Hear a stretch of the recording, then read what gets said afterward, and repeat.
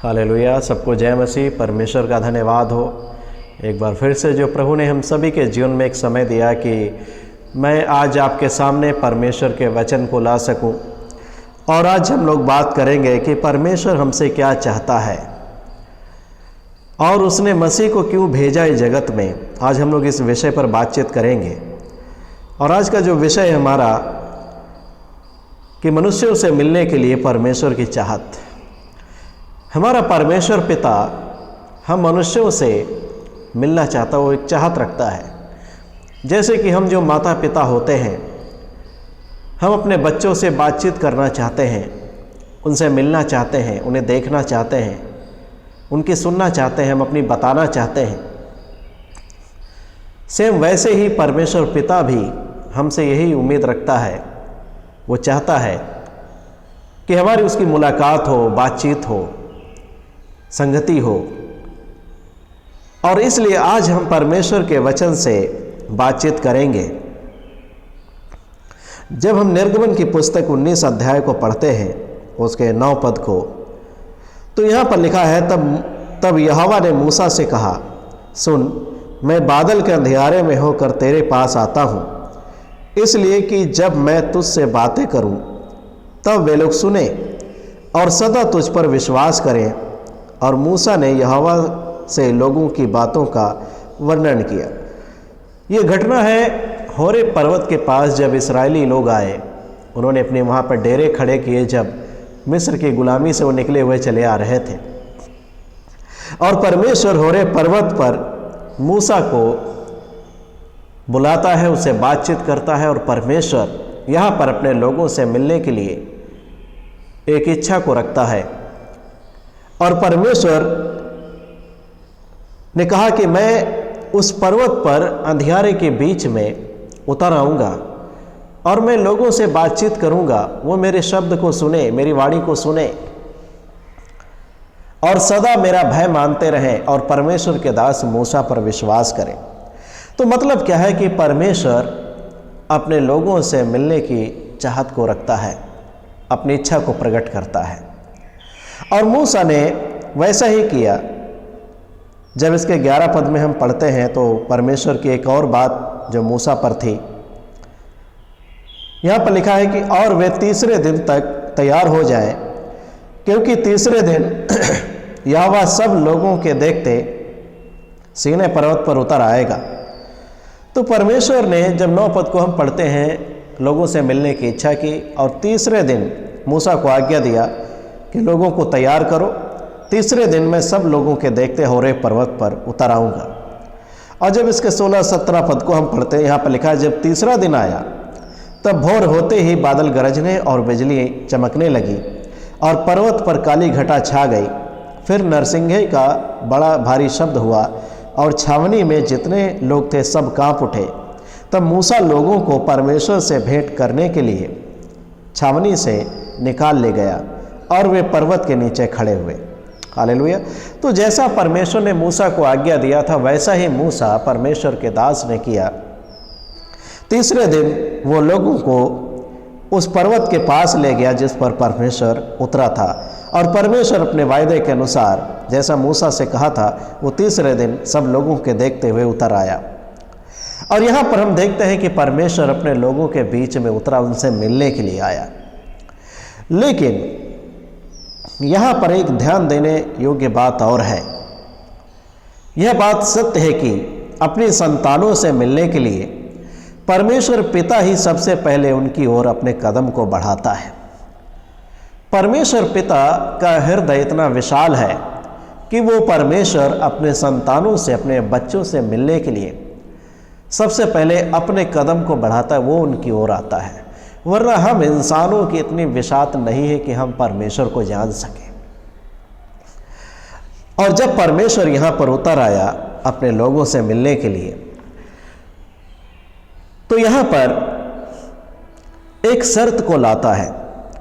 परमेश्वर मनुष्यों से मिलने के लिए उतर आया, लेकिन मनुष्य और परमेश्वर के बीच में परमेश्वर एक शर्त को लाता है कि कैसे और किस दशा में मनुष्य परमेश्वर से मिल सकता है। और वो शर्त क्या थी जब हम इसके निर्गमन 19 अध्याय इसके हम 10 पद को पढ़ते हैं, यहाँ पर लिखा हुआ है,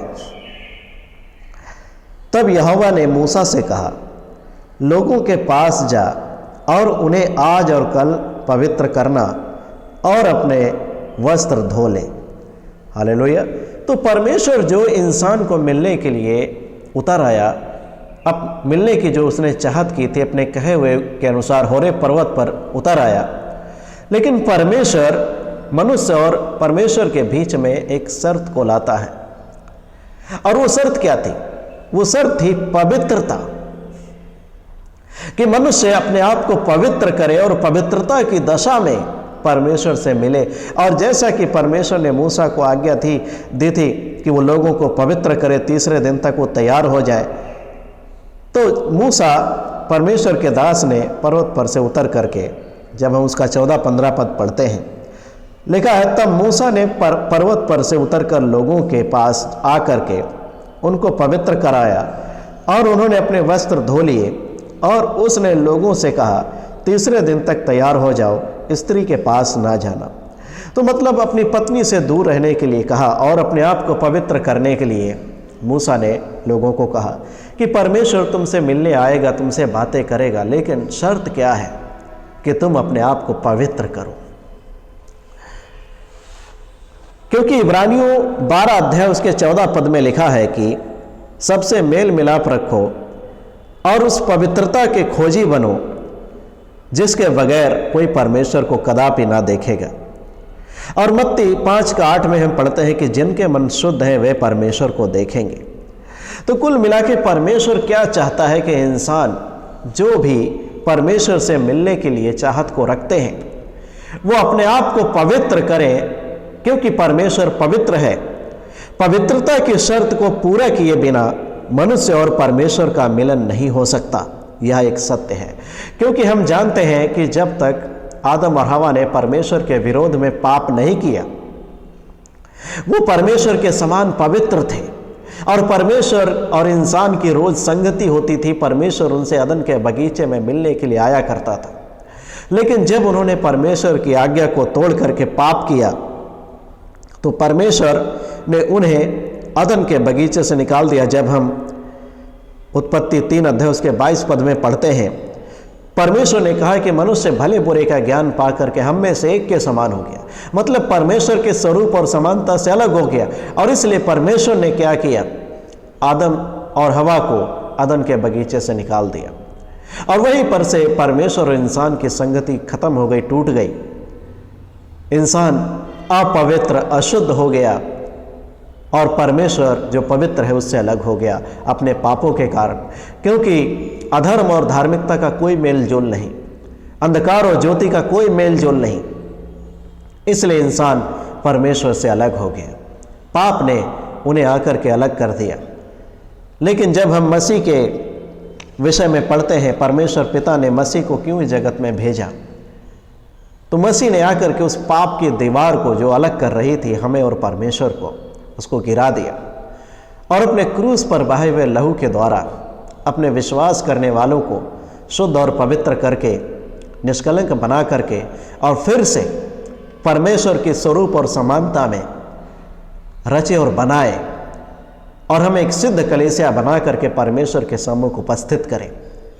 वो इसलिए जगत में आया क्योंकि बिना पवित्रता के परमेश्वर और इंसान का मिलन नहीं हो सकता। जब हम प्रभु के वचन में पढ़ते हैं, हमें स्पष्ट रूप से ये मालूम हो जाता है कि परमेश्वर हमसे बार बार पवित्रता की मांग क्यों करता है, क्योंकि बिना पवित्रता की शर्त को पूरा किए परमेश्वर और इंसान का मेल मिलाप नहीं हो सकता।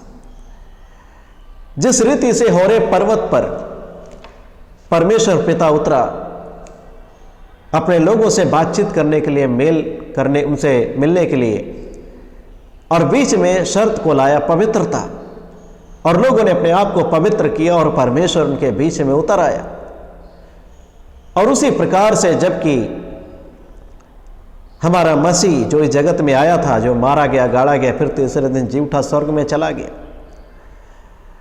हमें अपने वचन को सौंप करके चला गया ताकि हम परमेश्वर के वचनों के अनुसार अपने आप को तैयार करें, जबकि हमारा मसीह स्वर्ग से उतरने वाला है अपने पवित्र लोगों को ले जाने के लिए। तो वो परमेश्वर क्या चाहता है कि हम अपने आप को पवित्र करें, क्योंकि बिना पवित्रता के कोई भी परमेश्वर को देख नहीं सकता। और परमेश्वर और इंसान का मिलन सिर्फ एक ही शर्त को पूरा करने से हो सकता है, वो है पवित्रता।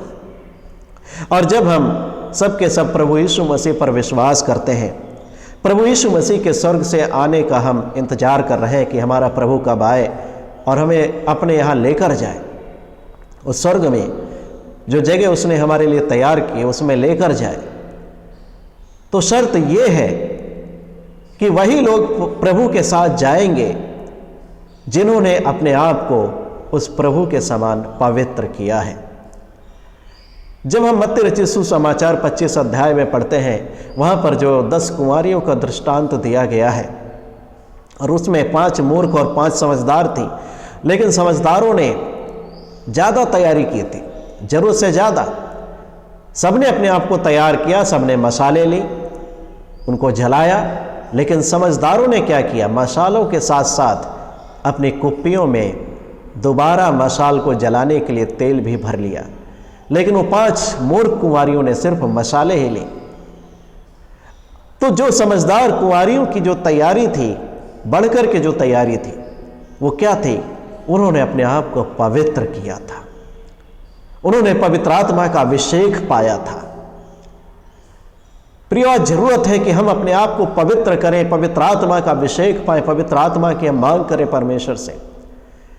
और वो कहता है कि जब तुम बुरे होकर अपने बच्चों को अच्छी वस्तुएं देना जानते हो, तो परमेश्वर पिता अपने मांगने वालों को पवित्र आत्मा क्यों ना देगा। और जब पवित्र आत्मा आएगा तब हमारे अंदर की हर एक कमियों को दूर करके हमें सिद्ध और पवित्र करेगा। हालेलुया। लेकिन आज बहुत सारे लोग सिर्फ चंगाई को मांगते हैं, छुटकारे को मांगते हैं, आशीषों को मांगते हैं, धन दौलत को प्रभु से मांगते हैं, लेकिन पवित्र आत्मा को नहीं मांगते। और आज इसीलिए उनके जीवन में पवित्र आत्मा ना होने के कारण उनका जीवन अशुद्ध है। वो अपने विचारों में, उनके कार्यों में, वो अपने स्वभाव में, अपने चाल चलन में एक अशुद्धता का जीवन, एक अंदर छुपा हुआ जीवन जो है उनका, वो एक अशुद्धता का जीवन जी रहे हैं, क्योंकि अंदर परमेश्वर का आत्मा अर्थात पवित्र आत्मा नहीं है। और जबकि हम सब प्रभु यीशु मसीह के आगमन का इंतजार कर रहे हैं कि वो आए और हमें अपने साथ स्वर्ग में लेकर जाए, तो बिना पवित्रता की शर्त को पूरा किए परमेश्वर के राज्य में हम और आप नहीं जा सकते। क्योंकि परमेश्वर जब मिलने आया होरे पर्वत पर इस्राएलियों से, तो बीच में पवित्रता को लाया। सिर्फ पवित्रता की शर्त को पूरे किए ही परमेश्वर का और हमारा मेल मिलाप हो सकता है। और जब हम पहला यूहन्ना की पत्री 3 अध्याय उसके 2-3 पद में पढ़ते हैं, तो यूहन्ना वहाँ पर इसी बात को कहता है कि जो ये आशा रखते हैं कि मसीह के साथ हम जाएं, बादलों पर उठाया जाए, हम स्वर्ग में जाएं, तो वो ये बात जान लें कि जैसा मसीह पवित्र है, वो लोग भी जो उस पर आशा रखते हैं कि एक दिन मसीह आएगा और हमें स्वर्ग में लेकर जाएगा, वो भी अपने आप को पवित्र करें। क्योंकि हम जब परमेश्वर के स्वरूप और समानता में होंगे तभी हम एक होंगे, उसकी पहचान में एक होंगे, और वो है पवित्रता, क्योंकि हमारा परमेश्वर पवित्र है। हालेलुया। जब हम 2 कुरिन्थियों उसका 7 अध्याय उसका पहला पद पढ़ते हैं, तो वहाँ पर लिखा है कि जबकि परमेश्वर ने हमसे इतनी बड़ी प्रतिज्ञाएं की हैं, तो पौलुस कहता है कि हम पवित्रता को सिद्ध करें। लेकिन हम पवित्रता को कैसे सिद्ध कर सकते हैं? कुछ लोग सिर्फ पवित्रता के लिए परमेश्वर की दुहाई ही देते रहते हैं। वो बार बार चिल्लाते हैं, बार बार पाप करते हैं, बार बार परमेश्वर की दुहाई देते, प्रभु मैंने पाप किया, मुझे क्षमा कर, मुझ पापी पर दया कर, मैंने ऐसा कर दिया, मैंने वैसा पाप कर दिया, मुझे पवित्र करिए, मैं ये करना नहीं चाहता हूँ। बहुत से लोग इस प्रकार की परमेश्वर की सिर्फ दुहाई ही देते रहते हैं, लेकिन वे उस कार्य को नहीं करते हैं जिससे वे पवित्रता में सिद्ध हो सकते हैं। और वो कार्य क्या है? आज मैं आपके सामने परमेश्वर के वचन से दो बातों को रखना चाहता हूँ। जो कार्य हमें करना है पवित्रता में सिद्ध होने के लिए, सिर्फ दुहाई ही देते रहने से काम नहीं चलेगा। अगर आप सचमुच पाप नहीं करना चाहते हैं तो आप ये दो काम करिए। पहला, पश्चाताप, एक सच्चा पश्चाताप, मन फिराओ। और इस पश्चाताप में दो बातें निहित हैं, शामिल हैं, और वो है कि पाप की ओर जाने से रुक जाना और मुड़कर परमेश्वर की ओर आना, बिल्कुल उसको छोड़ देना। और दूसरी बात, परमेश्वर की उपस्थिति में जाना। पहली बात पश्चाताप करना पवित्रता के लिए, मन फिराना, पाप से छोड़ देना, दोबारा उस पाप के रास्ते पर नहीं जाना। और दूसरी बात, परमेश्वर की उपस्थिति में जाना। क्योंकि जब हम परमेश्वर के वचन से पढ़ते हैं निर्गमन की किताब में 34 अध्याय में, निर्गमन 34 अध्याय, और इसका जब हम 29-30 पद पढ़ते हैं तो यहाँ पर लिखा है, जब मूसा साक्षी की दोनों तख्तियाँ हाथ में लिए हुए सीने पर्वत से उतर रहा था, तब यहोवा के साथ बातें करने के कारण उसके चेहरे से किरणें निकल रही थीं, परंतु वह यह नहीं जानता था कि उसके चेहरे से किरणें निकल रही हैं। जब हारून और सब इस्राएलियों ने मूसा को देखा कि उसके चेहरे से किरणें निकल रही हैं, तब वे उसके पास जाने से डरे। हालेलुया। अगर हम पवित्र होना चाहते हैं तो हमें मूसा के समान, जब परमेश्वर होरे पर्वत पर उतरा, मूसा परमेश्वर की उपस्थिति में इतना करीब चला गया परमेश्वर के, कि परमेश्वर का जो पवित्र तेज था वो मूसा के अंदर समा गया। मतलब परमेश्वर के पवित्र तेज में चला गया, उसकी उपस्थिति में इतना करीब चला गया। और मूसा और परमेश्वर दोनों का तेज, परमेश्वर का तेज जो था वो मूसा के अंदर समा गया, सब अंधकार दूर हो गया, और मूसा भी परमेश्वर के तेज पाकर उसके तेज से प्रकाशमान हो गया, अर्थात पवित्र हो गया। आज हमें यही करना है। अगर हम पवित्रता में सिद्ध होना चाहते हैं तो पहला हमें काम करना है कि हम पश्चाताप करें, मन फिराएं, तौबा करें हर एक पापों से और दोबारा वो काम ना करें। और दूसरा काम है परमेश्वर की निकटता में, इतनी निकटता में चले जाना कि हम परमेश्वर के तेज में शामिल हो जाएं, परमेश्वर का तेज हमारे अंदर भर जाए। और परमेश्वर का तेज ही था जिसने मूसा को इतना नम्र बनाया, दीन बनाया, सहनशील बनाया, पवित्र बनाया। आज हम भी अगर परमेश्वर के निकटता में मूसा के समान जाएंगे तो परमेश्वर का तेज पाकर हम भी पवित्र हो जाएंगे। क्योंकि दूसरी कोई वस्तु इस संसार में नहीं है जो हमें पवित्र कर सके। वो सिर्फ परमेश्वर ही है जो हमें पवित्र कर सकता है और जो हमसे पवित्रता की मांग करता है। हे प्रियो, परमेश्वर से जब हम मिलने की आशा लगाए हुए हैं, यीशु के साथ, हमारे प्रभु के साथ हम जब जाने की आशा लगाए हुए हैं, तो वचन कहता है कि जैसा वो पवित्र है वैसा तुम अपने आप को पवित्र करो। यूहन्ना कहता है जो उस पर ये आशा रखता है कि उसके साथ मैं बादलों पर जाऊंगा, आकाश में उठाया जाऊंगा, तो वह व्यक्ति भी, वो भाई बहन भी अपने आप को उसी प्रकार से पवित्र करता है जैसा कि वह पवित्र है, वो प्रभु पवित्र है। आज हम अपने ऊपर विचार करें कि हम वाकई पवित्र हैं या नहीं। क्या हम सिर्फ पवित्रता की ही दुहाई देते रहते हैं, काम नहीं करते? तो आज इस संदेश के द्वारा आप समझ गए होंगे कि आपको करना क्या है। नंबर 1 पश्चाताप करना, नंबर 2 परमेश्वर की उपस्थिति में, उसकी निकटता में जाना है, और परमेश्वर हमें पवित्र करेगा जैसा कि वो पवित्र है। हालेलुया। परमेश्वर आपको इस संदेश के द्वारा आशीष दे। सबको जय मसीह की।